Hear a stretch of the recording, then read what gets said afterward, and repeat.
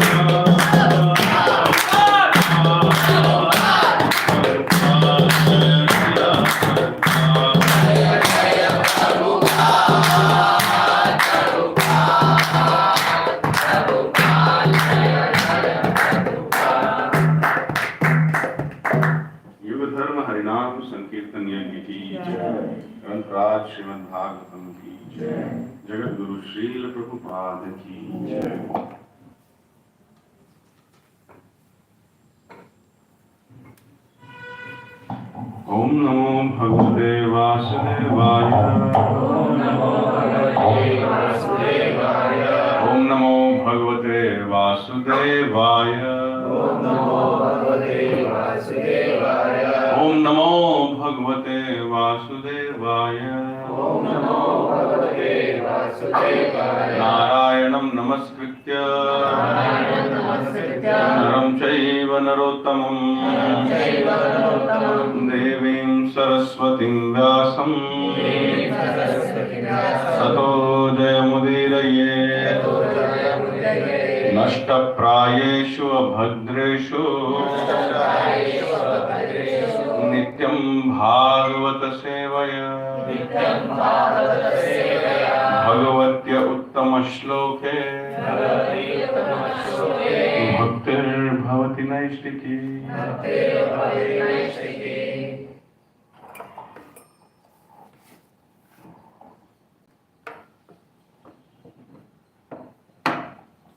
So reading from Canto 5 titled The Creative Impetus, Chapter 1 titled The Activities of Maharaj Prevrata. Text number 23.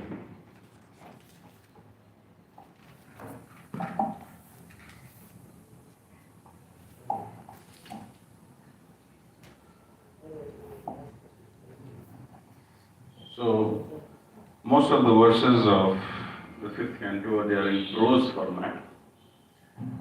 They are not exactly in a recitation meter as such, which at least I can figure out. So I'll just recite the verse, and then word to word meanings we will recite together.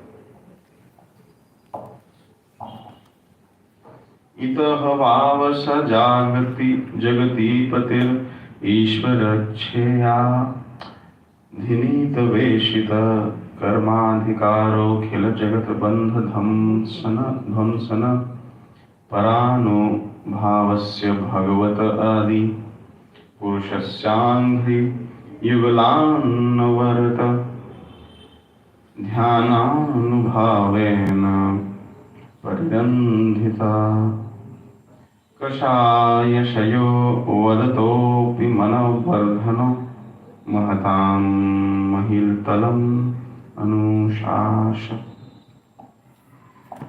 What word meanings? Iti, thus. Bhava, indeed. Saha, he. Jagati Patihi, the Emperor of the whole universe. Ishwarichaya, by the order of the Supreme Personality of Godhead. Adhi Niveshita, completely engaged. Karma Adhikaraha, in material affairs. Akhila Jagat, of the entire universe. Bandha, bondage. Dhamsana, destroying. Para, transcendental. Anubhavasya, whose influence? Bhagavataha, the Supreme Personality of Godhead. Adi Purushasya, the original person. Angri, on the lotus feet. Yugala, two. Anavarata, constant. Jnana Anubhavena, by meditation. Parirandhita, destroy. Kashaya, all dirty things. Ashaya, in his heart. Avadataha, completely pure. Api, although.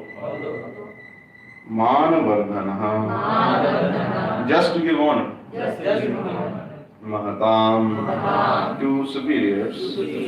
Mahitalam, the material world. Anushasha, ruled. Translation and purport by His Divine Grace, A.C. Bhaktivedanta Swami Sri Guru Prabhupada ki jai. Translation.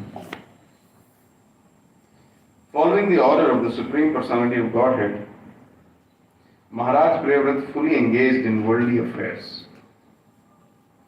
Yet he always thought of the lotus feet of the Lord, which are the cause of liberation from all material attachment. Although Prabhu Maharaj was completely freed from all material contamination, he ruled the material world just to honor the orders of his superiors. Purport. The words Manavardhano Mahatam, just to show honor to superiors, are very significant. Although Maharaj Priyavrata was already a liberated person and had no attraction for material things, he engaged himself fully in governmental affairs just to show respect to Lord Brahma. Arjuna had also acted in the same way. Arjuna had no desire to participate in political affairs or fighting at Kurukshetra. But when ordered to do so by the Supreme Lord Krishna, he executed those duties very nicely. One who always thinks of the lotus feet of the Lord is certainly above all contamination of the material world, as said in the Bhagavad Gita. Yoginam api sarvesham madgatena antaratmana shraddhavan bhajate yomam samyukta tamo matah. Bhagavad Gita 6.47. Of all the yogis, he who always abides in me with great faith, worshipping me in transcendental love and service, is most intimately united with me in yoga and is the highest of all. Maharaj Prabhu, therefore, was a liberated person and was among the highest of yogis. Yet superficially, he became the emperor of the universe in accordance with the order of Lord Brahma.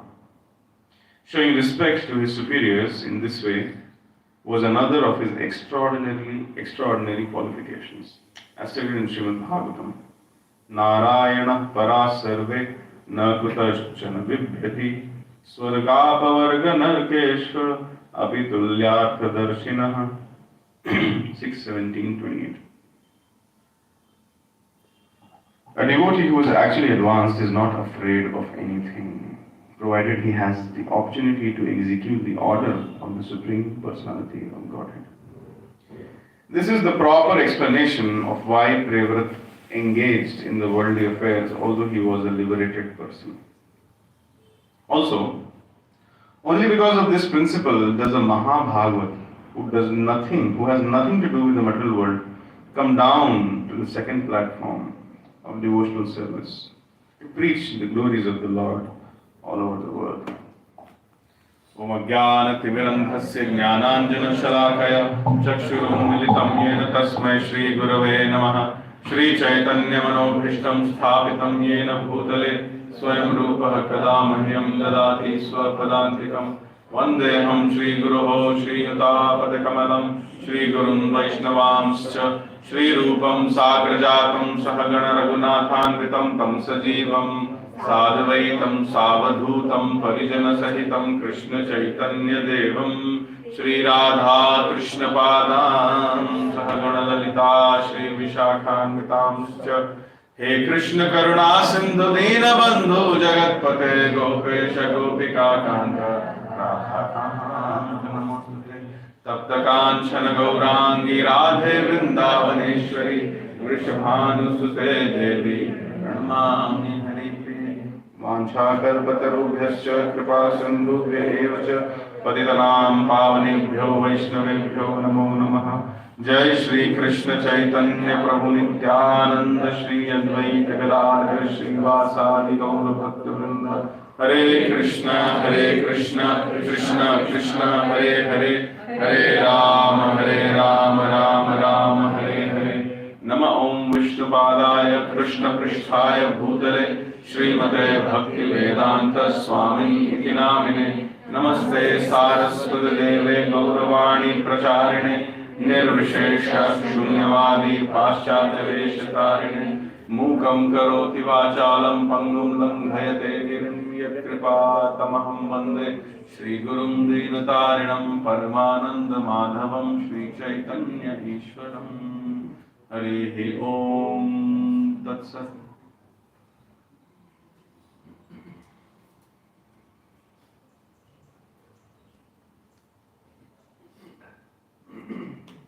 Hare Krishna.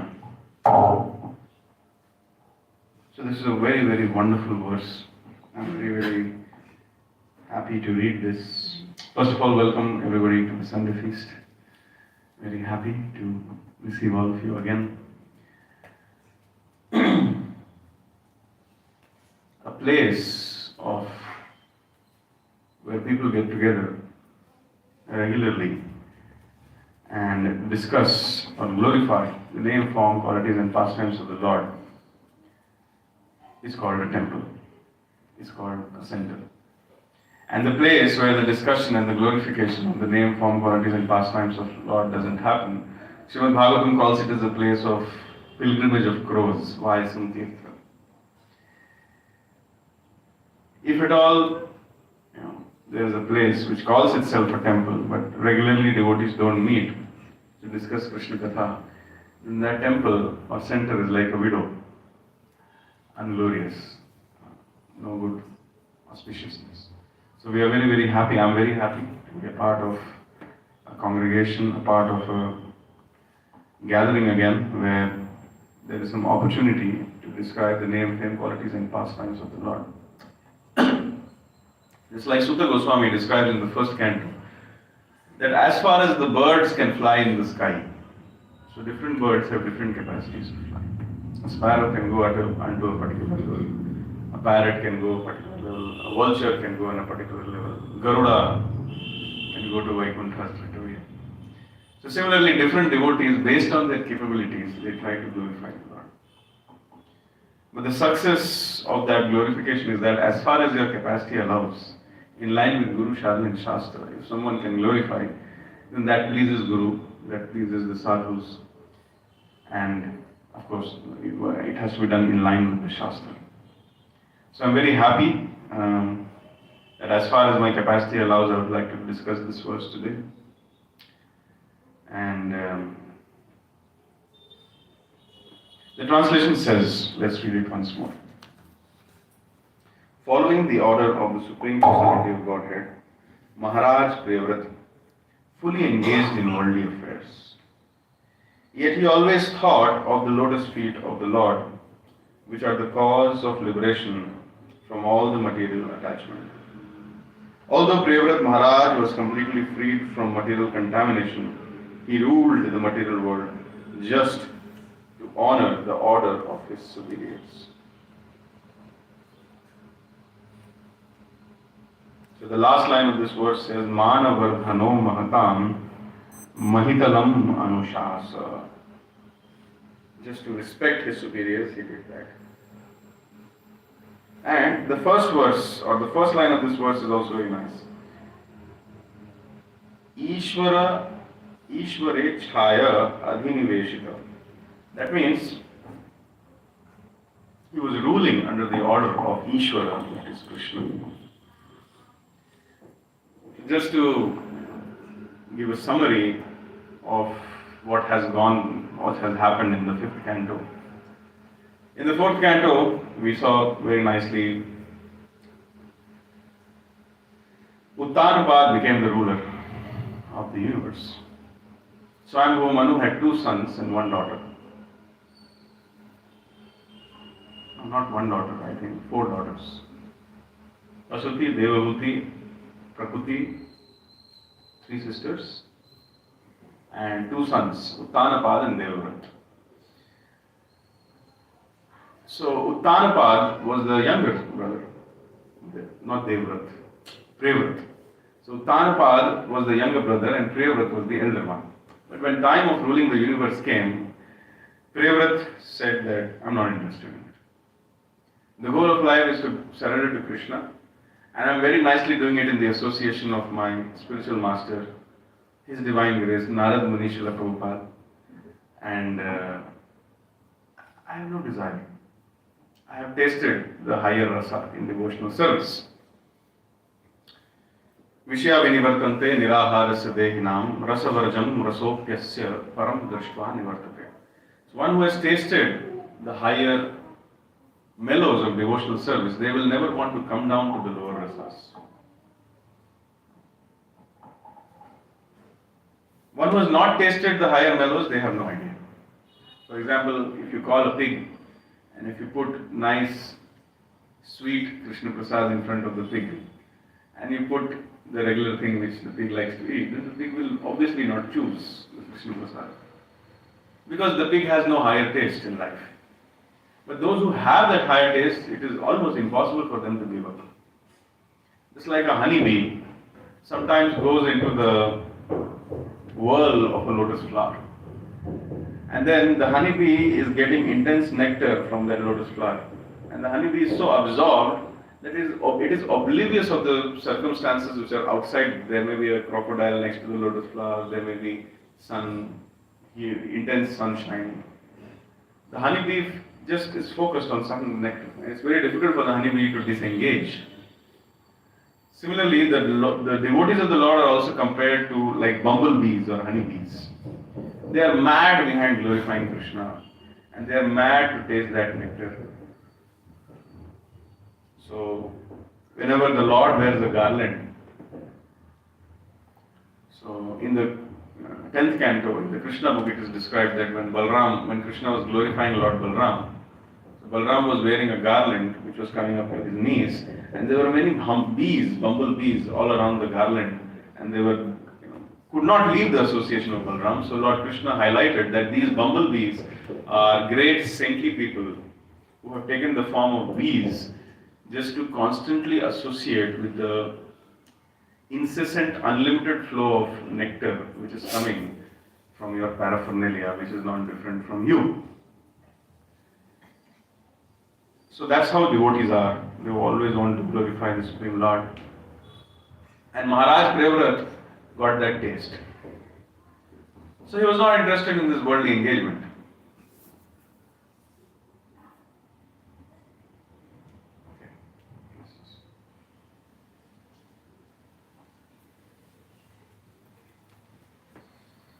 So he was not interested, Maharaj Prabhu was not interested in this worldly engagement, so he told to his younger brother, you take care. I have some other important things to do.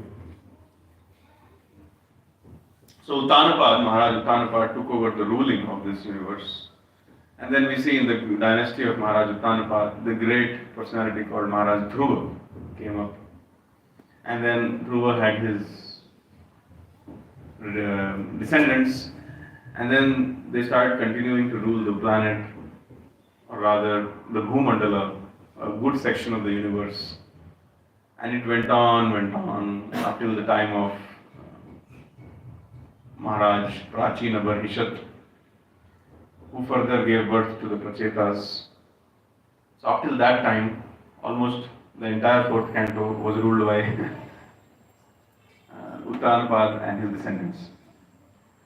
And then these Prachetas, they married Marisha, and they produced one child whose name was Daksha.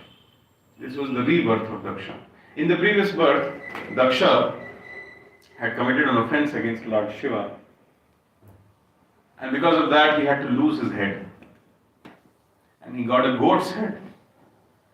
But Daksha, being the person very enthusiastic in sex life, family life, materialistic family life rather, was so much attached to the power, name, fame, position,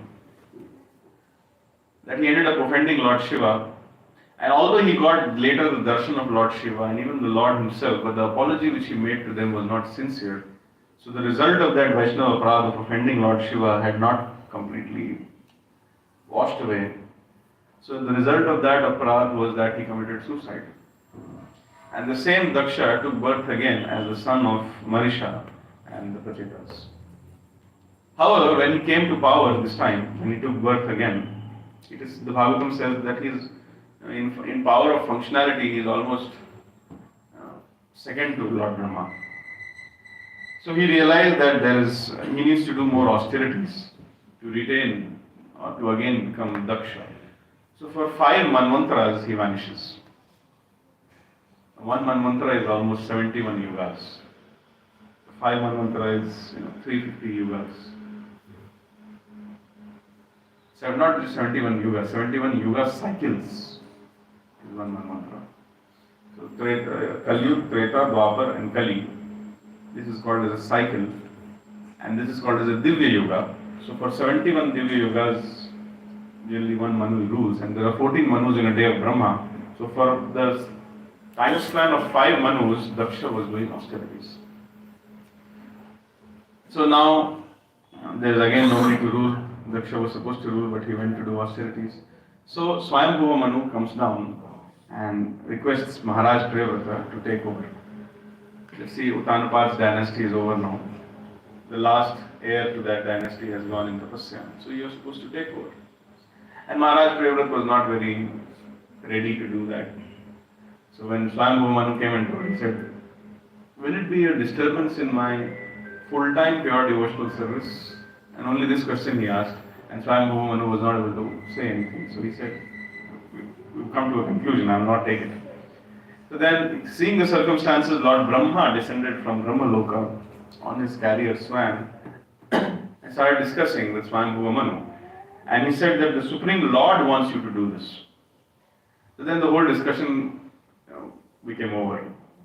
So when Maharaj Priyavrata, at that time Prince Priyavrata, heard that the Supreme Lord wants him to take the rulership of the universe, then he immediately agreed. It was not very easy for Brahma also to convince him, but Brahma actually convinced him. And then he took up the ownership or the rulership of the universe. And today's verse tells us what was his mood in which he took up that rulership. Following the order of the Supreme Personality of Godhead, Ishvara Chhaya, Maharaj Priyavrata, fully engaged in worldly affairs, yet always thought of the lotus feet of the Lord. The verse has a word called Yugala. So he was always thinking of the 2 lotus feet of the Lord, which are the cause of liberation from all material attachment. Although Prabhu Maharaj was completely freed from material contamination, he ruled the world just to honor the order of his superiors. So the theme of today's verse can be the art of following, or rather the art of receiving and giving orders. We can discuss this theme today in light of the purport which is here today.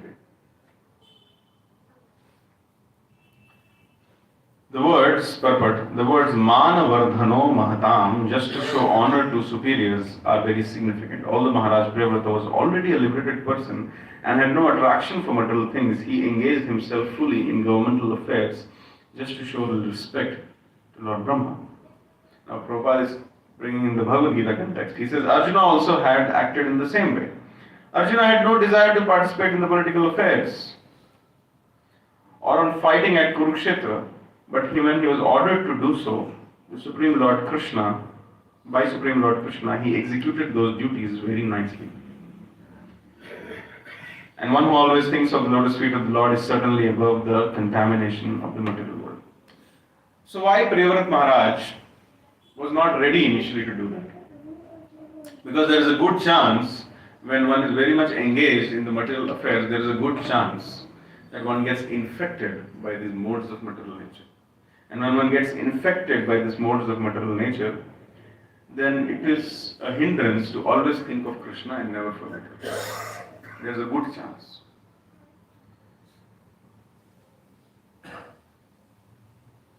In Hindi there is a saying, Kajal ki kotri mein kitna bhi sayana aadmi jaye, kalik lagi jati hai. So if there is a room which is full of, what do you call kajal? Mascara or kajal. In a room which is full of the black ointment, anjana, which you put in your eyes. And if you go in that room wearing white clothes like Prabhu's who are sitting here, no matter how much careful you are, there will be some stain on your clothes. It's not possible that you come out very neat and clean. This reminds me of another example which our acharyas give while discussing the Putana pastime. They give the example that if you are taking a sweet rice through a salt mine, then it is not possible that the sweet rice will remain a sweet rice. It will get mixed up with salt. Unless and until one has special blessing or special protection, it is not possible to remain uncontaminated in this material world. But here, in the purport it is said, one who always thinks of the lotus feet of the Lord is certainly above all contamination of the material world. And Prabhupada is quoting this example of yoginam api sarvesham madhyate antaratmana shraddhavan bhajate vimam samayukta tamodata. Amongst all the yogis, jnanis, karmis, yogis, my bhakta is the most intimately associated with me. Why? Because he is constantly thinking of me, never forgetting me. Mam chayo vyabhicharena bhakti yogena sevate sagunan samhitetan brahma bhuyaya kartate. One who is strictly following the instructions of their spiritual master, rendering service to Guru and Krishna, unfailing in all circumstances, at once rises above the modes of material nature. Only such a person can remain free from material contamination. So it's very important that devotees should be very careful to protect their Krishna consciousness. One of the mistakes which sadhakas do is that they are not afraid of Maya, or that they are not afraid of the material contamination which this material world can offer. Just like a businessman is very afraid of his earnings to go waste or get invested in a wrong place, something like that. He's always concerned. This shows that he has love for the money. It does not necessarily mean that he is a miser, but it shows that he doesn't take the money which he has for granted. Similarly, a devotee is very possessive about their Krishna consciousness and is always thinking how to protect it from the onslaughts of the modes of material nature, from the onslaughts of the various crocodile-like philosophies which are there in this Bhavasagar. So we cannot blame a devotee for being protective about his Krishna consciousness. However, In today's purport, a very, very glorious point has been revealed. A devotee who is actually advanced is not afraid of anything, provided, what is the protection? Provided he has the opportunity to execute the order of Krishna. So if you have one order of Krishna, then you are safe. So we are discussing the art of receiving orders and giving orders. Throughout the Vedic literature, we see there are many people who received orders and who gave orders. And there are different reactions or different dealings were done with these orders. The first aspect of receiving a bona fide order is the attitude in which you receive it. Especially for practicing sadhakas like me, suppose if I get an order, make Bangalore a Krishna conscious city. How is it possible? Simply someone is ordering me. I can't do it. So therefore it will never happen. This kind of attitude means one does not have faith in the divinity of the source from which the order is coming. Especially if it comes from the spiritual master, and if one is not very enthusiastic in receiving that order, it means that one has no faith in the instructions of the Guru. So such disciples or such students cannot do anything. So this is not the right attitude to receive the order. Rather, it is good to feel unqualified when one receives the order. Read the Jaladuta prayers, which Srila Prabhupada is writing. So nicely he is expressing his disqualification, which is the humility of the Acharya. But if you carefully see, Prabhupada throughout the Jaladuta poem is not whining about his disqualification.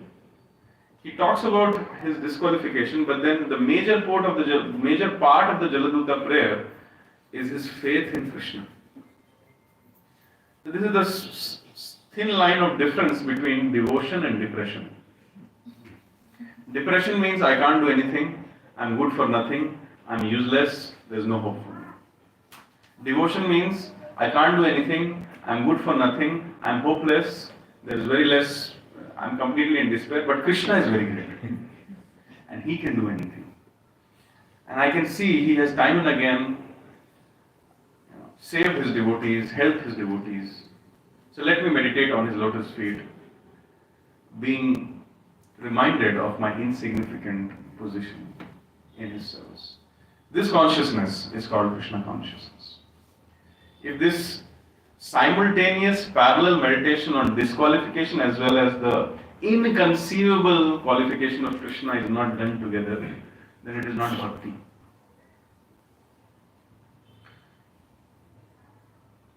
The moment when we receive an instruction, whether we are qualified to execute it or whether we are unqualified to execute it, if in a mood of service, if we simply think that let me try this, in that very moment, empowerment happens. Suppose if somebody has instructed us, let's make Bangalore a Krishna conscious city. And then we think, okay, it is very clear from the assessment that I'm unqualified, but let me try. My job is to try. I'm not supposed to worry about the future, but let me at least make 100% sincere attempt, serious attempt. In that very moment when I decide to make a sincere and a serious attempt, in order to do the service with a desire to please Guru and Krishna, in that very moment, the empowerment happens. Purity is very important. There are two kinds of purity. One is purity of conduct and one is purity of purpose. Which one is higher, the purity of purpose or the purity of conduct? Sorry? Purity of purpose is much higher than purity of conduct. Of course, if you have purity of conduct as well as purity of purpose, there is nothing like it. But even if one does not have the purity of conduct, but if their desire is pure, Krishna Priti Arthet. If I want to do it for the pleasure of Krishna, then their desire itself is like a fire which burns out all the anarthas sitting in the heart. And then one becomes pure by conduct, by having this purity of purpose. So, there are so many personalities who have great purity of conduct, impeccable. but their purpose is not pure. So what's the point? But purity of purpose is like a great fire. It's like a great spark which, when fanned by the spiritual master, it can consume all the anarthas and make one beautiful or attractive in the eyes of Krishna. So, that's the attitude of receiving orders. One should receive the orders in an enthusiastic way, seeing possibilities.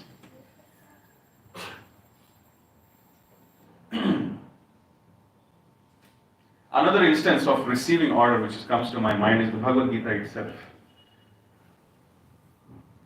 Arjuna received the order to fight. In fact, if you read the Bhagavad Gita, all 18 chapters, somewhere or the other, in one way or the other, Krishna tells to Arjuna, stand up and fight, get up and fight, please do this, please fight. So that is one single order of Krishna. But Arjuna, see, order can be either accepted, order can be either clarified, or in some circumstances, order can also be rejected. But ignoring the order is not good. Saying that, okay, whatever, I don't care. Krishna has ordered me, I don't care. A guru has ordered me, I don't care. That is very offensive. That is like saying that I don't care. It is very uncultured and it is very, very disrespectful. So as I'm sitting today here and speaking like this, I remember one instance. I think I was in the 5th standard and I wrote some article, some work my teacher gave me to do. And then when I put it up on the display board, she gave me tips for further improvement. And I didn't do that. I don't know what was wrong with me. Maybe I was just very playful. She told me that these things need to be corrected. And I didn't correct that. So next day she came to the class and she said that if you had a problem with what I told you to do, you can clarify with me. If you can do it, you should do it. If you cannot do it, that's fine. You can tell me, I'll ask someone else to do it. But completely ignoring what I have said is very disrespectful. So I remember she said like that. So I'm able to link it today. That you can accept the order, you can reject the order, you can clarify the order, but you should not ignore it. So in this case we see Arjuna was not ignoring the order, not accepting the order, not rejecting the order, but he had a mood of clarification. And he went to Krishna and he asked so many questions. That you tell me that intelligence is better than deliberation, and you tell me about Jnana Yoga, and at the same time you're asking me to fight. What should I do? I'm not able to understand. Shishyasteham sadhi mam pram prapannam. Now I'm a soul surrendered to you. Please tell me what to do. So then Krishna very patiently tries to explain it. And he keeps testing the response of Arjuna in every chapter, and based on his response, he would judge what is the level of understanding or what is the degree to which Arjuna has understood what I'm saying. And based on his degree of understanding, he was continuously raising the bar. And ultimately he came to the level of Mam Anusmara Yudhyacha, or Sarvadharman Parityajya Mam Ekam Sharanam Braja. That is an order. Mam Ekam Sharanam Braja. So, in different places, Arjuna has reacted to the orders of Krishna differently. But ultimately he says, Nashta Moha Smritir Labdha Karishye Vachanam Tava. I will do what you have said. So this is also allowed. Clarification with orders is allowed. In fact, one aspect of this whole order, receiving and order giving, is giving of orders also. Giving of orders is also not an easy task. The pastime of Srila Prabhupada ordering His Holiness Tamal Krishna Goswami Maharaj to go to China is coming to my mind. So one aspect of receiving and giving orders is that the person who gives order should know in their heart that they are doing the right thing. It's not easy to be order givers. Why people hate their bosses? Because their bosses do not know how to give orders, or they are not qualified to give orders, and sometimes they give wrong orders. Giving order means one should have that consciousness, one should have that connect with Krishna or Paramatma within, and they should be very prayerful that, my dear Lord, I hope that whatever I am asking or whatever I am saying is the right thing to do. Please guide me. And in that prayerful mood, they are ordering their subordinates or their students that, okay, you go ahead and do this.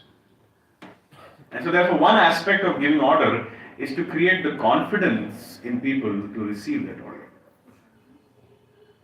So His Holiness Tamal, I was hearing from another Srila Prabhupada disciple, His Grace Prithu Prabhu. So he was there when this discussion between Prabhupada and Tamal Krishna Goswami was going on. So he tells that Srila Prabhupada ordered him towards the night that you go to China. And then it seems the whole night His Holiness Tamal Goswami Maharaj got up and he wrote down reasons of not going to China. Just like Arjuna gives reasons of not fighting the Kurukshetra battle. And all those reasons which Arjuna gave was Shastric. It was not like Tom, Dick, Harry reasons. So similarly, you can very well understand the reasons which the best manager of ISKCON ever, His Holiness Tamal Krishna Goswami Maharaj, would have come up with. But Srila Prabhupada, being a genius, he smashed all the reasons. In the same way, Krishna smashes all the reasons of Arjuna. And then he gave him confidence. You can do it. Krishna will help you. You have my blessings. So these three statements, you can do it, Krishna will help you, you have my blessings, created so much confidence in His Holiness Tamal Krishna Goswami Maharaj that he went to China, and then rest is history. So one aspect of giving orders is to create confidence in the people. Yes, you can do it. And that is what Krishna has done in the 18 chapters of Bhagavad Gita. He created confidence in Arjuna. Yes, you can do it. You can, you should, and you must. He explained through all in all possibilities. He explained through the Karma Kanda that if you don't do this, infamy will come to you. If you don't do this, you'll go to you'll not be able to rise to the heavenly planets. So that is like a very Karma Kandiya bait. And then he gave the bait of the Bhakti Yoga. Your supreme shelter is to follow my instructions. He was a perfect counselor. When Arjuna said in the 6th chapter that I can't do this Dhyan Yoga which you are talking about. So Krishna gave him so many options in the 12th chapter. He said, okay, always think of me, never forget me. Oh, sorry, I can't do this. Okay, then make a time slot of 2 hours like we do. And think of me and remember me. Okay, I cannot do that also. No problem. Just work for me. Sorry, it's very difficult. Okay, no problem. If you can't work for me, then offer your results of the work to me. Let me try. So Krishna was giving so many options, and finally he convinced, the perfect teacher convinced the perfect student, and then that order became glorious. So this is one aspect, that the order giver should create confidence. It's not an easy task to be an order giver, it's a very thankless task. But glorious are those disciples who know how to receive these orders. Another example of which is coming to my mind is the interaction between Lord Ram and Bharata. Lord Ram received that order from his father that go to the forest for 14 years. And the second aspect was let Bharat become the king of Ayodhya. So both the brothers were they didn't want to hurt each other, but the order was such that it had to happen. And Bharat, if you read the Valmiki Ramayana, or the Ramayana which has come up from the Rupa Raghunath publication, very nice Ramayana, it contains the commentaries of all the Acharyas, in line with the teachings of Srila Prabhupada. So there, a very nice analysis has been done, that Mahatma Bharat, he is giving very great reasons. See, Arjuna gave Shastric reasons, which were Nyaya Sangat, which were Karma Sangat, which were Lokahit Sangat. But Mahatma Bharat did not give those reasons. He gave only Bhakti related reasons why Rama should not leave Ayodhya. And it's very difficult to deny reasons which come out of Bhakti. Very difficult. No person who is knowing the Vedic culture can defeat Bharat in his arguments, except Lord Ram. And the only way he defeats is that, I want you to do this, that's all. So Bharat Maharaj is giving various reasons why you should not go, why you should not go. I love you, this is my love, this is how love should be, blah, blah, blah, blah, blah. But then Lord Ram said, how can I deny the order of my father? Now that my father has passed away, I cannot even go back to him for clarification. So I have to do this. But then Bharat Maharaj told, okay, if you do this, then make sure you return back on time, because even if you delay for one moment, you'll find me dead. So this is another mood of receiving orders. Again, giving order also, another instance. I'm just moving like a pendulum between giving orders and receiving orders, so that I can present the right perspective to you based on my understanding. Another aspect of receiving orders, or rather giving order, is the instance when all the monkeys, along with Jamvant, Nal and Neel, are on the shore of the ocean, and they have understood that Mother Sita is on the other side of the ocean and Ravana has him. But then who can go and ascertain it? Who can go and make sure whether Mother Sita is there or not? So different people are saying, I can go to 50 yojanas, I can go to 60 yojanas. Some are saying that I can go to 100 yojanas, but me coming back is a doubt. At that time, Jambavant, he goes to Hanuman. Actually, Jambavant himself was very powerful. He is the son of Brahma. And when Vaman Dev had appeared on this planet, doing that Vaman Leela, Urukrama Leela, of covering the whole universe in 3 steps, at that time, Jambavant circulated Vaman Dev 7 times. During that pastime only. So you can well imagine who is Vaman Dev. When Jambavant. When Samudra Manthan was going on, so for doing the Manthan, many herbs were needed. So the Devatas, they asked Jambavant to go and fetch the herbs from different parts of the universe, or the Bhumandala rather. And then he did that in a very short time. But he said that all this I was able to do when I was young. Now I am not so young. In fact, he continued to live for another some millions of years to meet Krishna for a 28-day wrestling match. So we can very well understand that he's not, if he's saying I cannot do, that means it's not an ordinary task. So he goes to Hanuman. And then he creates confidence in the heart of Hanuman. Hanuman was thinking, how can I do? Is it possible for me to do? But then Jambavant created confidence in the heart of Hanuman that yes, you can do it. You remember your previous pastimes, how you jumped towards the sun to eat the sun thinking it is a fruit, and you actually ate it also. You remember what great activities you have done. But all those you were doing out of mischief. But now you are a soul surrendered to Lord Ram. Imagine the kind of ecstasy in which you are, Hanuman, relishing this Dasya Rasa. Imagine what you can do now, Lord Ram. And then Hanuman immediately became Shahji. So that this is called as the art of giving orders. Hanuman already had an order to get information about Mother Sita. But Jambavant further intensified his desire to fulfill that order. So that is how great personalities work. Or great order givers work. Most of the time the great order givers are always in the background only. So Jambavant, or people like Jambavant, they know how to give orders and increase the confidence about execution of that order. And then the Ramayana describes that Hanuman immediately jumped up on the tallest hill of that valley or that region. And then he got into the crouching position to jump, and it is said that when he crouched like that, the whole hill started submerging into the ground. And when he jumped, the suction force of his jump was so huge that all the flowers and some trees which were there on that hill, they were sucked up into his motion into the air as if he was some kind of a rocket. And then he jumped and jumped and jumped, went on the other side of the ocean and found Mother Sita. So that was an order which was given, or rather, confidence was created by Jambavant for that order. So like this we find various examples. This Arjuna example is there. One of the foremost examples is the example of Srila Prabhupada. Why to go so far in the Vedic scriptures? He got an order and he wanted to do it.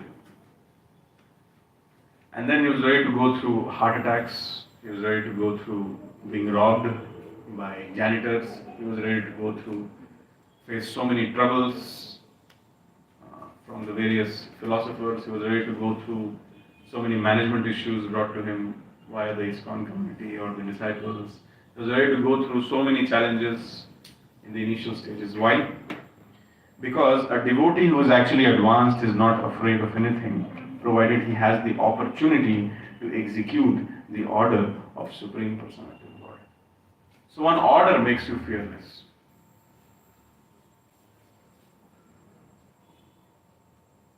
Now, let me come back again to receiving the orders. Receiving the orders is a great art again. I like giving this example because it's very simple and easy to understand. How a disciple should receive the orders, how a disciple should understand the mind of the spiritual master. So Lord Ram, being an ideal disciple, when he was instructed by Vishwamitra, Vatsa Rama Dhanur Pashya, my dear Ram, go and see the Dhanush. So Ram understood the mind of Vishwamitra. He went and he saw the Dhanush, he picked up the Dhanush, he stringed the Dhanush, he broke the Dhanush, and he married Mother Sita. So this is called a first class disciple. He understands the mind of his Acharya, of the teacher. So receiving an order means how to use your intelligence and expand the order. For example, Srila Prabhupada was ordered, preach in the English language. If you read that letter, His Divine Grace, Bhakti Siddhanta Saraswati Thakur Goswami Maharaj, Srila Prabhupada ordered him to preach in the English language. But he expanded that order so much. He could have said, my spiritual master has asked me to preach, why am I printing books? He could have said, my spiritual master has asked me to preach, why am I opening temples? He could have said, oh, my spiritual master has strictly ordered me to preach in English, so why am I translating my books into Dutch, French, German? But Srila Prabhupada expanded the order of his spiritual master for the pleasure of his spiritual master, understanding the mood of his spiritual master. This is called as a first class disciple. A second class disciple means, Vatsaram Dhanur Pashya. Okay, my spiritual master has asked me to go and see the Dhanush. I will go and see the Dhanush, note down. The Dhanush is 2 meters long and brown in color and quite heavy. I can see, oh, beautiful garland is there and some mosquitoes are there. Okay. Here is the report. Guru Maharaj. That is not first class disciple, that is second class disciple. Just doing what the spiritual master has asked. That is not good for a disciple. That does not mean Guru Mukha Padma Vakya Chitite Koriya Aikya. When you take the orders of the spiritual master to the heart, that means your entire thought process is consumed by that one single order. Vyavasayatmika buddhi ekeva gurunandana. That means I can't think anything else except that order, and that means I'm using all my creative energy to meditate on that order, and I'm building upon it. That is called discipleship. That is called Krishna consciousness. And not that I'm allowing my mind to be occupied by so many other material agendas. And in one corner of my mind, the order of my spiritual master is there. I'm not meditating on it so much. But yeah, I know that he has asked me to print some books or maybe just preach in the English language. So as much he has asked, let me do. No. One single order can make you fearless, provided you allow that order, or one allows that order to consume the entire existence. This is called discipleship. This is called as Guru Parampara system. This is the meaning of Guru Mukha Padma Vakya Chitite Kariya Aikya. The second class disciple will not be able to do this. He will just do what has been asked to do. Like he will do it to the point. So then Bahunam Janmanam Ante. One can remain a senior devotee for many lifetimes, provided they don't come to the platform of Guru Mukha Padma Vakya Chitite Kuriya Aikya. The mind has the ability to dwell upon so many material subject matters.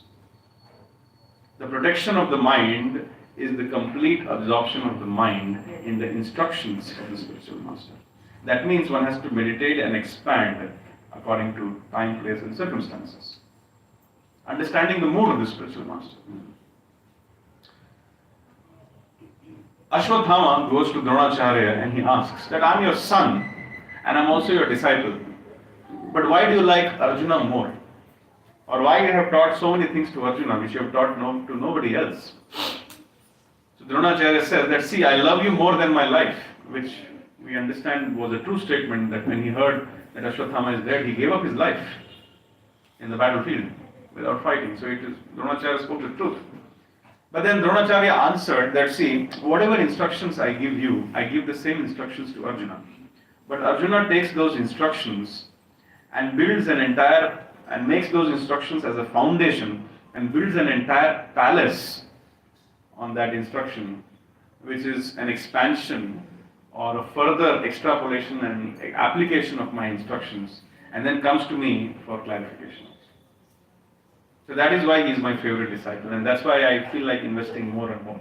You can understand this with a very clean way, simple way. Suppose a teacher gives a particular homework to a particular student, and that student does that homework, but then derives so many other points out of that homework and comes for clarification to the teacher, and from that one homework he derives various other homeworks. My professors in my college would tell me that my half an hour, my HOD would tell me that my half an hour of lecture should generate 4 hours of discussion. We used to say, but now I'm understanding the meaning. That yes, that means a first class student. And when Arjuna would do that, Dronacharya would be very pleased with him and give him special blessings. So these are the qualifications of a first class disciple. Just like a swan all the time is fully busy chewing the stems, the juicy stems of the lotus flower. Similarly, the mind of a first class disciple is always busy, or rather intertwined in the various instructions and the connection between various instructions and the mood behind giving various instructions from the spiritual masters. That is called first class disciple. His mind is so much occupied with that instructions of spiritual master that he has nothing else to think of and no time to do anything else. Then he can say, I have no time for lust. I have no time for greed. I have no time for anger, illusion, enviousness and attachments. All I can do is think of the lotus feet of Krishna, which is the instructions of the spiritual master. So, the third class disciple, what he will do? When he will be instructed, do something, he will say, why should I do? Only I will do. You will never do anything. And then he will tell to the spiritual master, you are asking me to distribute books. Sometimes you also come. You are only sending me everywhere. Let me learn from you. So this is not the ideal thing to do. That is called a third class disciple. And the worst disciple is that one who ignores. Even before that is rejection. Let me discuss the case of Bali Maharaj. So Bali Maharaj, when he saw that his spiritual master Shukracharya was ordering him not to surrender to Krishna, he understood that this is not Krishna consciousness and this is not the purpose of life. The purpose of life is to surrender to Krishna, and now Krishna has come to ask surrender of me. Even if it means that I lose everything which I have, that surrender is very glorious. And the spiritual master who is instructing me to not surrender to Krishna should be rejected. When you reject the spiritual master or when you reject the order, it's like you reject the authority of the spiritual master. So there cannot be, either you follow the spiritual master or you reject the spiritual master. You cannot be like, I am your dear disciple, but I ignore your instructions. Or I don't care for your instructions. That cannot be the case. So it's always very clear. Either you do or you don't do. There's no question of ignoring. If you have 10,000 clarifications, you take 10,000 clarifications. But either you do or you don't do. There's no question of ignoring. So Bali Maharaj rejected Shukracharya. This is not proper. We can derive a learning lesson from here that our surrender is to Krishna. Please understand. Our surrender is to ultimately Krishna. Our surrender to Guru is conditional. As long as Guru is in line with Guru Sadhu and Shastra. Our surrender to Guru is conditional. Why? Because Guru is a transparent via medium between me and Krishna. As long as Guru is a transparent via medium, I am surrendering to Guru. But if I see that my Guru has become indulged in sense gratification, or if I see that my Guru has become or has other agendas other than bhakti, then I should reject my spiritual master. It is not that I am sentimentally attached to my spiritual master, and even if he takes me against Krishna, I will go. My Guru asks me to commit suicide, although it is against the scriptures, it is against the Shastra, against the sadhus, but because my Guru has asked, let me do. No. Our disciples should be very clear. Guru, Sadhu, Shastra should be followed. And if a Guru takes you away from Krishna, just like Shukracharya was doing, immediately what Shukracharya was asking Bali Maharaj is to commit spiritual suicide. Here is Krishna asking you something, don't give him. That is called spiritual suicide. So in such circumstances, Guru should be rejected. One should not be sentimentally attached to Guru without knowing the tattva or the philosophy of Guru tattva. Our surrender is ultimately to Krishna. And because Guru helps us to reach the lotus feet of Krishna, and because we do not have direct access to Krishna, so we are completely dependent on the lotus feet of Krishna. But that does not mean that my surrender to Guru is absolute. Because in the material world there are chances where a Guru can also become covered by the modes of material nature. And in those circumstances I have to be very careful. I can't tell Krishna, I have completely surrendered to my Guru and he took me away from you, I am sorry Krishna. No. So these are some aspects which we should learn. Otherwise, why will Bali Maharaj reject Shukracharya? So this is the art of receiving orders, art of giving orders. And worst is ignoring the order. That should never be done. Either we should do it or we should not do it. But then, if we have an order, we become fearless in our life. Just like if I'm a soldier in the army and if I have received an order that, okay, kill these 100 people, then I'm fearless regarding the results of the order. And I don't care. I have received an order, so I have to just do it and things will be taken care of. So similarly here, Srila Prabhupada writes, this is the most important aspect of today's discussion. A devotee who is actually advanced is not afraid of anything provided he has the opportunity to execute the order of the Supreme Personality of Godhead. Srila Prabhupada is quoting from the 6th canto, 17th chapter, the prayers of Dhritarashtra. Narayana parah sarve na kutaschana bibhyati swarga pavarga narkeshva apitulyartha darshina. Chitraketu was fearless. Generally, when some mistake happens, one should always apologize. Chitraketu also apologized. But then his apology had a different mood. He apologized like this. My dear Mother Parvati, you are cursing me. But let me tell you, Narayana parasarve na kutaschana bibhyati swarga pavarga nekeshu apitulyartha darshana. And in the Bhagavatam we read that after Chitraketu leaves, Lord Shiva also passes a comment on Mother Parvati, and Mother Parvati puts her sari on her head, showing that I understand what I did was wrong. So when to apologize and when not to apologize, that is another separate subject matter of discussion. But here in this case we see that he is getting a curse, Maharaj Chitraketu is getting a curse, that you spend the life as a demon, but he is least bound. And whether I am a demon or whether I am a demigod, in all circumstances, bhakti cannot be checked. Bhakti is ahaituki apratihata.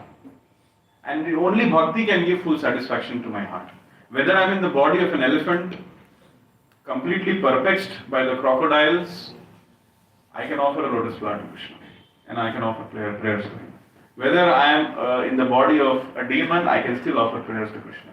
Whether I am in the body of a demigod, I can still offer prayers to Krishna. Whether I have stood for 5,000 years like trees, I can still offer prayers to Krishna as soon as I get the opportunity to do so.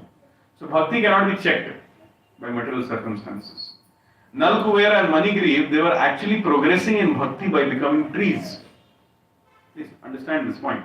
If they hadn't become trees for thousands of years in the courtyard of Nand Maharaj, they wouldn't have become devotees.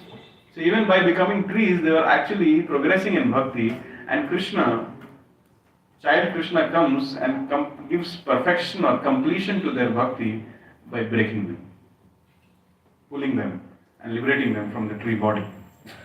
So the point which I am trying to communicate here is, in all circumstances, if we can find our shelter in some order or instruction coming from Guru and Krishna, we should be fearless.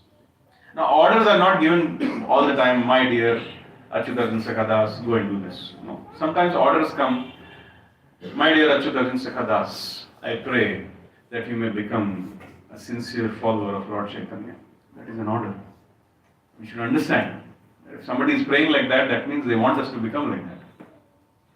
So orders can come through lectures, orders can come through books. When Prabhupada uses the word should and must in his purports, that is an order, one should pick it up. When Prabhupada says, this pleases me, that is an order, one should pick it up. When our spiritual masters say that reading the books of Srila Prabhupada is very important, that is an order, pick it up. Why to unnecessarily go and stand in front of the spiritual master like this? Guru Maharaj, I have come here and need personal instruction for me. What is this personal instruction? Whole life of the spiritual master is an instruction. His mood as a disciple to his spiritual master in itself is an instruction. So we need to be intelligent. So orders come in various ways. Very few people order directly. Krishna is one of those most merciful person who orders directly. Sarva dharman parityajya mam ekam sharanam praja. No doubt, clear order. But that we are not ready to follow. So then spiritual masters have to order in various ways. But then spiritual masters are very careful. The false ego of this disciple is, I cannot touch him so much. I will try to pull the anarthas of it out of his heart, but he'll say, Guru Maharaj, this lifetime, this much anartha cleaning is enough. Next life. Anyways, Janme Janme, Prabhu say, you are there in every lifetime. My dear spiritual master, you are ready to rescue me from the house of a prostitute also. Shri Shri Gandharvika Girdhari Shriman Mahaprabhu ki jai. Shri Shri Gaur Nitai ki jai. Srila Prabhupada ki jai. So, Chakshudan Dilo Jai Janme Janme Prabhu say, anyways you are there for many lifetimes, so why to hurry? In this lifetime, this much cleansing is good enough. So, if that attitude is there, then it's very bad actually. So, if one single order, if we can meditate, Srila Prabhupada, many times disciples would ask Srila Prabhupada, what service should I do so that you will be very pleased? Sometimes Srila Prabhupada would say, distribute my books very nicely, it will please me the most. Again, next question, what pleases you the most, Srila Prabhupada? Clean the temple very nicely, that pleases me the most. Srila Prabhupada, what pleases you the most? Do the deity worship very nicely, it pleases me the most. Srila Prabhupada, what pleases you the most? Make the temple in Mayapur, it pleases me the most. So in many circumstances, he has said different things. It means what? That every single instruction is potent and capable enough to grant us complete perfection. It is not that this order is a second level order, this order is a third level order. No, every order is absolute. Every order can give complete spiritual perfection. His Grace Indra Prabhu would say that once he was doing kirtan and he had only one interaction with Prabhupada, and Prabhupada was passing by and he saw Indra Prabhu doing kirtan and he said Jai. So he took that as an order that Prabhupada wants me to do kirtan. And then just by doing kirtan he became completely perfect. He got spiritual perfection and he established, after that he used his intelligence to read the letters of Prabhupada and derive further orders. Okay, I am doing kirtan, Srila Prabhupada likes it. Oh, here's a letter where Srila Prabhupada is ordering someone to do 24-hour kirtan, let me take that up, let me do that. So he established the 24-hour kirtan mandali in Vrindavan temple. And then there were people who were not chanting the 16 rounds but were coming to doing kirtan. So he further clarified the stance of Prabhupada. So he became a spiritual scientist simply by meditating on one single jai of Srila Prabhupada. So that is the art of receiving orders, that is the art of giving orders. And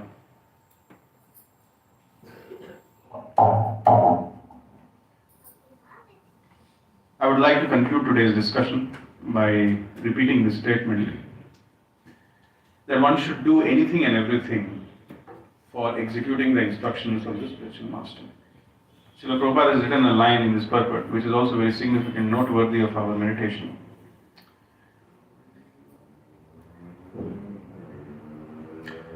Only because of this principle does a Mahabhagavat who has nothing to do with the material world come down to the second platform of devotional service to preach the glories of the Lord all over the world. Prabhupada is talking about Uttam Bhagavat, Madhyam Bhagavat, or Uttam Adhikari and Madhyam Adhikari. Uttam Adhikari is so much engrossed in Krishna consciousness, so much busy relishing the name, form, qualities and pastimes of Krishna, and he sees the presence of Krishna in everybody. He becomes the most humble person. The best example is Srimati Radharani. Even a dacoit goes in front of Srimati Radharani and prays to her. Srimati Radharani, out of her natural perfection in Krishna consciousness, will tell Krishna, "My dear Lord Shri Krishna, this dacoit is a better devotee than me. Can you please grant your mercy to me?" But in order to instruct, imagine if you have a teacher in your class who is like, "It will be very good if you do this homework. I request you from the bottom of my heart, please do this homework." And next day you don't do this homework. "Okay, you didn't do. No problem, no problem. I request you again to do this homework." Imagine what the students will make out of that teacher. They'll never listen. I had actually a teacher like that. So we never used to follow anything, whatever it was told. So one needs to come to the level of giving instructions. There is a section of Bhagavad Gita where Krishna tells about it or speaks about it. He says, "Yada yada hi dharmasya glanir bhavati bharata abhyutthanam dharmasya tadatmanam sujamyaham paritranaya sadhunam vinashaya cha dushkritam dharma sansthapanadhaya sambhavami yuge." So Krishna starts doing discrimination. Paritranaya sadhunam vinashaya cha dushkritam. Even Krishna is doing this discrimination. Who is good, who is bad. So a person who wants to teach Krishna consciousness has to come down sometimes, or most of the times, from the level of an Uttam Adhikari to the level of Madhyam Adhikari and tell, "My dear such and such, you are a RASCA." And then you should not do like this. This is not good, this is not good, that is not good, this is bad, this is good. So one has to come in that mode. Imagine the time when Srila Prabhupada forced his disciples to print the Chaitanya Charitamrita in 2 months. How many volumes? I think some 14-15 volumes were printed. So an Uttam Adhikari is so humble that he will not want to do it. But then, what about the responsibility of preaching to the disciples? One has to be in the mood of a chastising spiritual master. So Prabhupada took that seva. It is not the mood of a Mahabhagavat to do like that. It is an austerity. That's why His Divine Grace, Bhakti Siddhanta Saraswati Thakur, Prabhupada, would say, don't try to become a guru. Being a guru is a very thankless task. Similarly, when one disciple was trying to please, or rather show his intelligence to Srila Prabhupada chastised him that don't try to act smart in front of the guru. Just try to serve Guru. So becoming a guru is not an ordinary thing. So one should be very, very careful. However, one should not start considering their guru as a Madhyam Adhikari also. Ishvare tad adhineshu balisheshu dvisatsu cha prema maitri kripopeksha sa karoti ya karoti samadhyama. So Madhyam Adhikari should avoid envious people, should be surrendered to Krishna, should have loving, friendly relationships with the devotees, and should give his mercy to innocent people. But we have seen that Srila Prabhupada preached to envious people also and made them devotees. This is a proof that although Srila Prabhupada was in the chastising mood, but he never came down from the Mahabhagavat platform. Many people have misunderstanding. Prabhupada is a Madhyam, Uttam Adhikari. He was the Acharya who preached to envious people. And envious people who came with a desire to insult him, go against him, became his devotees. There are so many examples like that. Srila Prabhupada tolerated that conversations with Mr. Patel on the Juhu beach. Oh my God. Nobody will say that he has a desire to actually follow whatever Prabhupada is saying. And whenever Prabhupada would come to Juhu, this Mr. Patel would come with his Mayavad arguments, with his Lokavad arguments. Srila Prabhupada tolerated it and he preached to him. Ordinary preachers should not try that. It's not in your capacity to do it. But ultimately, people like Mr. Patel surrendered to him. So many Mayavadis came and surrendered to Srila Prabhupada. So that means Srila Prabhupada or the Acharya, although he may be acting at the platform of a Madhyam Adhikari or a Madhyam Bhagavat, but he is always uncontaminated in his position as a Mahabhagavat. And the instructions which he is giving, he is very detached in that and he is doing that in the mood of service. He is doing that in the mood of service. So the scolding of Guru is also the love of Guru. This is the art of receiving orders. And a disciple should understand that my Guru loves me from the core of his heart. That's why he's scolding me, he's chastising me, and he's heavy on me. His heaviness is his love. He doesn't do it because he gets sadistic pleasure out of doing it, but he's doing it because that's his job description. Let me not try to find fault in my Guru. So with that, I would like to conclude today's discussion. Just to summarize, we discussed the art of giving and receiving orders. We saw how, irrespective of what situation you are, if you can meditate on the lotus feet of Krishna through the instructions of your Guru, then you are always safe and you are above the contaminations of the modes of material nature. We discussed the examples how Maharaj Bharat and Maharaj or Lord Ram received the orders.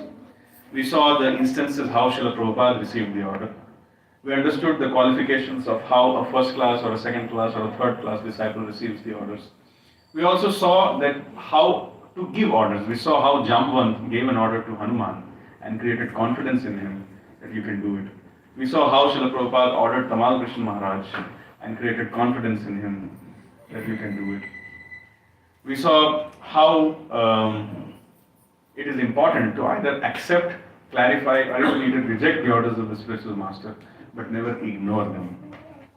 And we ultimately understood that regardless what the spiritual master is doing, one should not start thinking that my spiritual master is an ordinary person or just another Madhyam Adhikari. One should not think like that. The spiritual master is just doing his job, and being a guru is not an easy job. And the key to fearlessness is, if one has an opportunity to execute the order of Krishna, irrespective of where they are, how they are, one should just stick to that order, and that execution of that order will consume all anarthas in their heart and they'll become fearless. Even if we don't have the purity of conduct, simply if we have the purity of purpose, that purpose, the purity of purpose that is following the instructions of Guru and Krishna, in itself is so great that we will become completely pure and purified by doing that. So on that note, I would conclude today's discussions. Thank you very much. Hare Krishna, Krishna Krishna, Hare Hare, Hare Ram, Ram, Hare. So, depends how much time we have. 5 minutes? Okay. So we have 5 minutes because prasadam is still being offered. There's nothing to do after this. We'll take 5 minutes to take any reflections, clarifications, questions, disagreements, if any. Yes, Varun Prabhu. So, can you go more on the difference between the rejection and ignoring? So it's a kind of fine line. I mean, from rejection I can understand that you should be in the Guru Sadhana Shastra or should align. So see, rejection is, I got your question. The question is, can you please further differentiate between rejection and ignoring the instruction of the spiritual master? So rejection is a very deliberate thing. Like the Ritviks, they reject the orders of Srila Prabhupada, they reject the Guru Parampara. It's a very deliberate thing. I've made up my mind this is what I want to do, and that's my stand. And I'm ready to suffer for 1000 lifetimes of Brahma without another spiritual master. I'm ready to suffer. That is called rejection. But ignorance means being lukewarm in bhakti. Ignorance means doing lip service. I love you, Guru Maharaj. But what have you done for me? Oh, nothing. Still I love you. So Jesus Christ used to hate such kind of people. He would say, either be hot or be cold. Don't be lukewarm. If you are cold, Krishna has some treatment for you. If you are hot, Krishna has some treatment for you. But if you are lukewarm, material nature will treat you. That is the difference. So either we accept Shishigandhavita Girdhari Shriman Mahaprabhu ki Srila Prabhupada ki. So either we accept the instructions of the spiritual master and try to do it according to our capacity. Either we have 10,000 clarifications on that order, that is also fine, or we can completely reject the order also. That okay, this is not in line with Guru Sadhu Shastra, I can't do it. Sometimes, even when it is not in line with Guru Sadhu Shastra, simply a disciple rejects, the Acharya tolerates. That's the greatness of the Acharya. For example, there is a conversation where Srila Prabhupada asks one disciple to go to a particular part of the world and do something. And then he comes the next day and says that Srila Prabhupada, I will not be able to do it because of this reason. Srila Prabhupada again inspires him, keep trying. Again he comes back, I don't want to do it. And the third time, when he is nearby Srila Prabhupada tells him, I have a unique relationship with Krishna, you have a unique relationship with Krishna. Never mind. Go to this place and do this other task. That's the greatness of the Acharya. He accepts the order not being followed also. He accepts giving a different instruction to that disciple also. But ignoring means, I don't care for you. I don't take you seriously. I only act like a disciple. I am simply doing lip service. That is the meaning of ignorance. And that means I have not taken shelter of my spiritual master. I am not hearing from my spiritual master. I don't care for him. Bali Maharaj, when he rejected Shukracharya, didn't mean that after that, for the rest of eternity, he didn't see his face. No. He still was respectful towards him. So when you accept or clarify or reject, there are chances that you can still respect your spiritual master. But when you start ignoring him, then there is no possibility that you will actually truly respect your spiritual master. So therefore, ignoring the orders is more harmful than clarifying, accepting or rejecting. Does this answer the question? Okay. Sorry? Thank you. Okay. So we will now, I will request Yugal Kishore Prabhu to take over and make some announcements which are needed. Hare Krishna.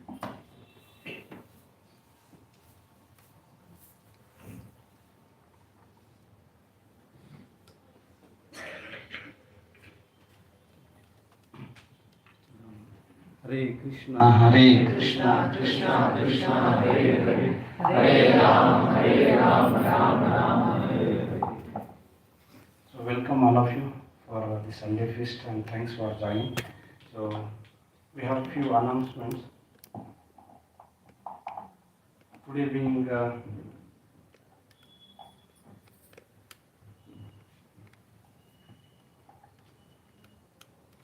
Mahadaya Amamsha. Oh, before that, let's thank our wonderful devotees, Acyuta, Arjunasakha, Prabhu. So, how many of us take this that our life is actually become an instrument and the whole life is actually dedicated for the instruction given by spiritual master? How many of you think this is a wonderful instruction for all of us? Hari Bol. Right? If you see Srila Prabhupada's life, is full based on this only, 2.41. Vyavasayatmika buddhir ekehi kuru nandana. He took his spiritual master's instruction as a life and soul. No matter what comes on the way, he would actually continue that. Nothing could actually deter Srila Prabhupada from that instruction. And today we learn from His Grace Acyuta Arjunasakha Prabhu that how we should be, the instruction should be taken as a life and soul. At the same time, there are some conditions we should be very, very careful that one should not take for granted. And then the what you call as the giving the order and taking the order. So what should be the order and all. So let's thank Acyuta Arjunasakha. It is a very wonderful speaker and dedicated for Srila Prabhupada's missions and spiritual masters' missions. So let's thank him and wish him all the best that he continue to inspire many people to come and make this Bangalore as a Krishna conscious city. Hare Krishna, Hare Krishna, Krishna Krishna, Hare Hare, Hare Rama, Rama Rama, Hare Hare. Yesterday we were hearing from Acyuta Prabhu that how he started Krishna consciousness. It's so wonderful and dedicated his life. So on the occasion of Mahalaya Amosha, Swati Mataji, wife of our Rajesh Prabhuji, has sponsored today's festival, today's feast on her mother's, in the memory of her mother, Prasuna Mataji. So let's wish and congratulate Swati Mataji, but also pray for Prasuna Mataji by chanting Hare Krishna. Hare Krishna, Hare Krishna, Krishna Krishna, Hare Hare, Hare Rama, Rama Rama, Hare Hare. One of the wonderful things that we can get in Krishna consciousness is the devotee's blessing and mercy. Many things can become so easy and quick just by practicing Krishna consciousness, at the same time getting the blessing and mercy of devotees. So much wonderful. Next is that Rashmi Mataji has donated on occasion of Amosha. So let's thank Mataji by chanting Hare Krishna, Krishna Krishna, Hare Hare, Hare Rama, Rama Rama, Hare Hare. And Alankruta Sudevi Mataji, wife of our Kalyan Prabhuji, on occasion of our birthday. So let's wish happy birthday to Mataji and pray for both Alankruta Mataji and Kalyan Prabhuji that they progress on our journey, spiritual journey, by chanting Hare Krishna, Krishna Krishna, Hare Hare, Hare Rama, Rama Hare Hare. Our Vedic culture actually talks about the three things Grahastha especially should do.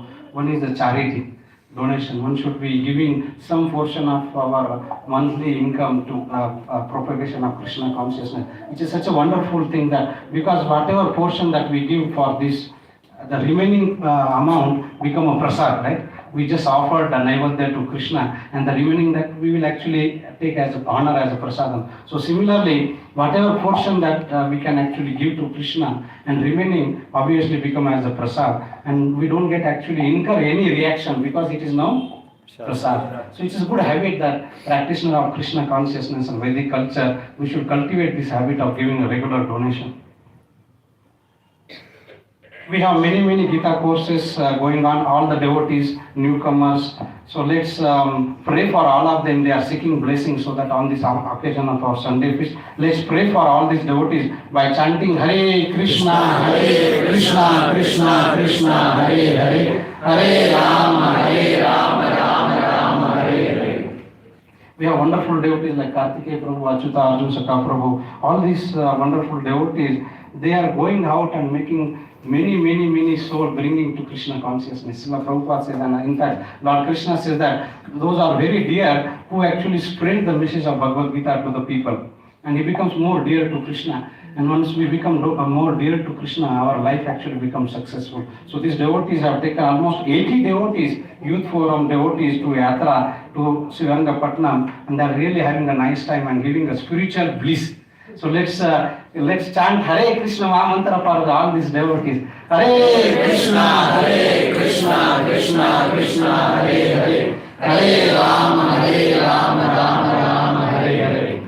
Our His Grace Sri Gaur Prabhu had a very wonderful desire that all of us, just like morning we are coming Sunday morning and hear Srimad Bhagavatam, but we also should hear evening Bhagavad Gita, wonderful. So to make that facilitate that, he started that every working day, Monday to Friday, that what time will be having Aarati and Bhagavad Gita class?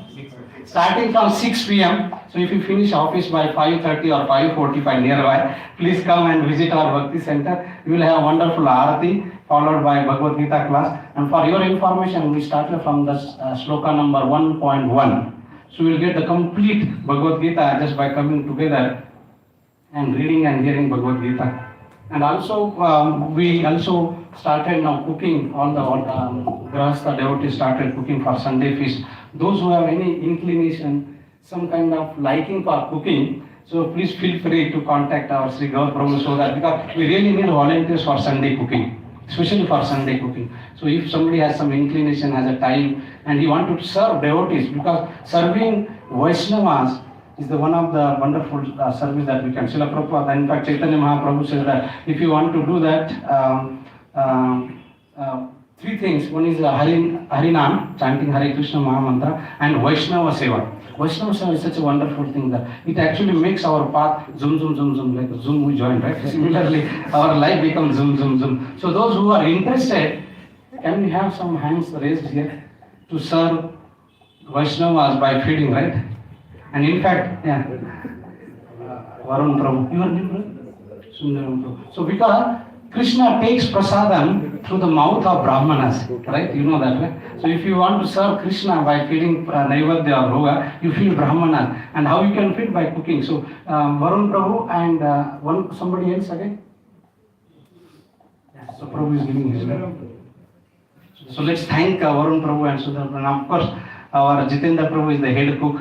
And here is the other Prabhu, is Nihar Prabhu. Okay, so they have been doing these things so that all of you get a wonderful feast on Sunday. So let's thank Jitendra Prabhu and the whole team for every Sunday cooking for all of us. Hare Krishna, Krishna Krishna, Hare Hare, Hare Ram, Ram, Hare Hare. Last but not least, the second Sunday of October, 9th of October, we will have a Shiksha ceremonies. Devotees, those who are participating, please make sure that you come personally and we will have a Shiksha ceremony here.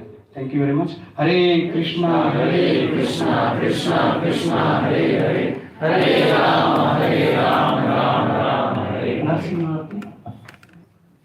Would you like to sing Narsimha?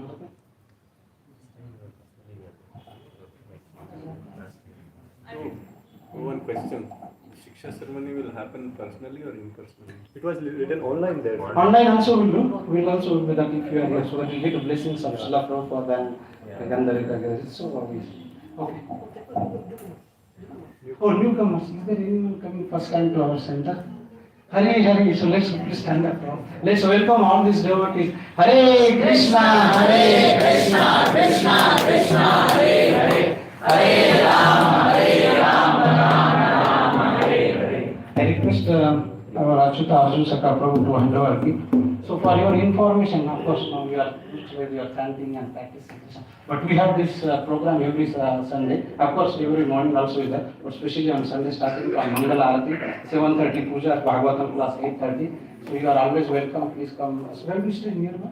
Actually, we are Chinchwad, Pune. Okay. And with my son, he will be staying here. So you He's can working. okay. So where do you stay nearby? Now he'll find. Okay, our devotees will help you. Our devotees will help you. Your name, bro? Ritik, bro. Our Mataji, aapka? Deepali Shanamate. Deepali Mataji. So let's welcome Deepak Prabhu and Deepali Mataji by chanting Hare Krishna, Krishna Krishna, Hare Hare, Hare Ram, Ram, Hare Hare. So we will have a lot of association of young devotees. So please make sure that you find house nearby so that you come to Gita, our Bhakti Center regular basis.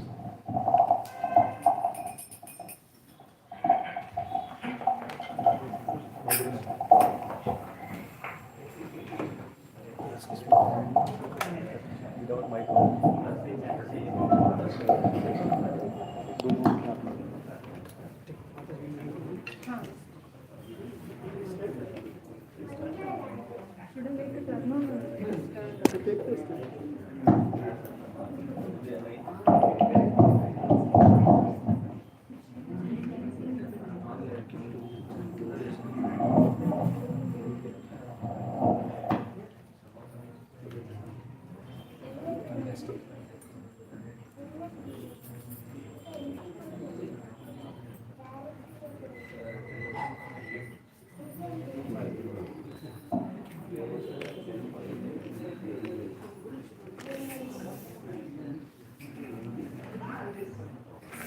Namaste Narasimhaya.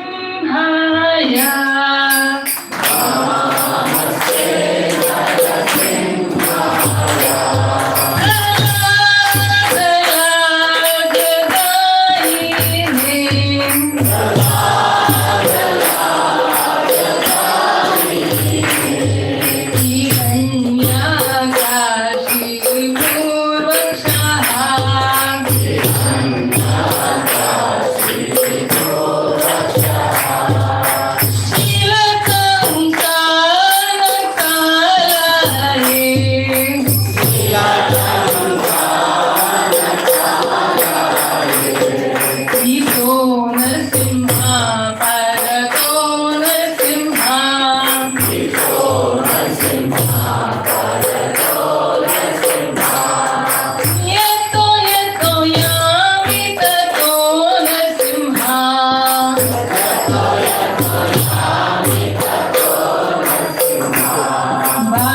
Narasimha हृदये नरसिंहा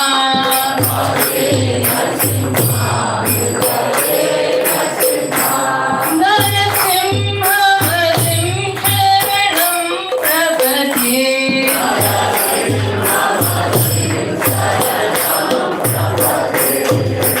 तव कर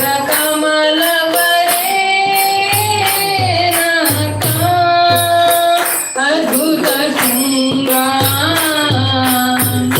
दलिता हिरण्यकशिपु तनुभृङ्गा केशवदेशा नरहरिरूपा जय जगदीश हरे जय जगदीश हरे जय जगदीश हरे अवतार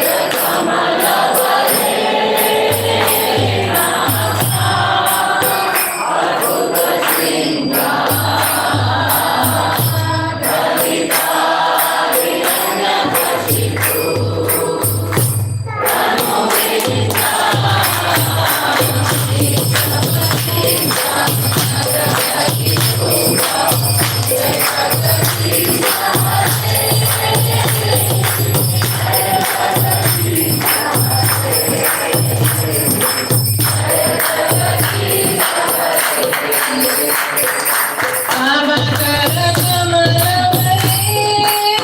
कमलवरेणका अद्भुत शृङ्गार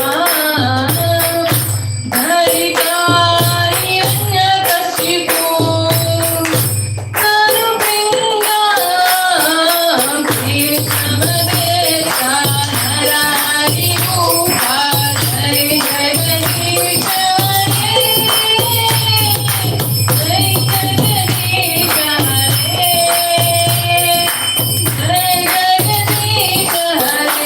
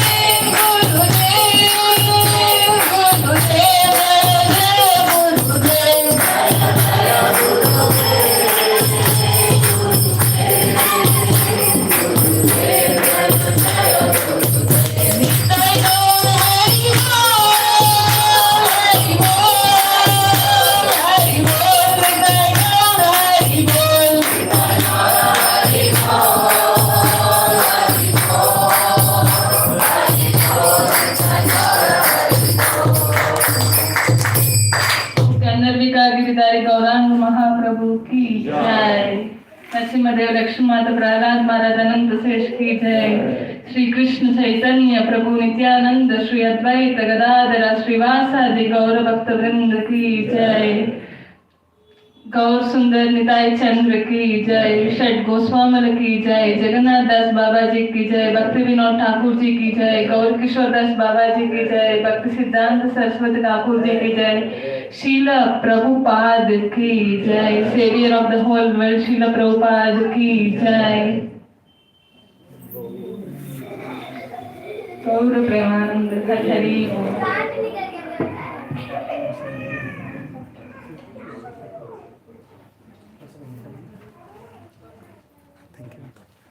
We'll have upstairs prasadam.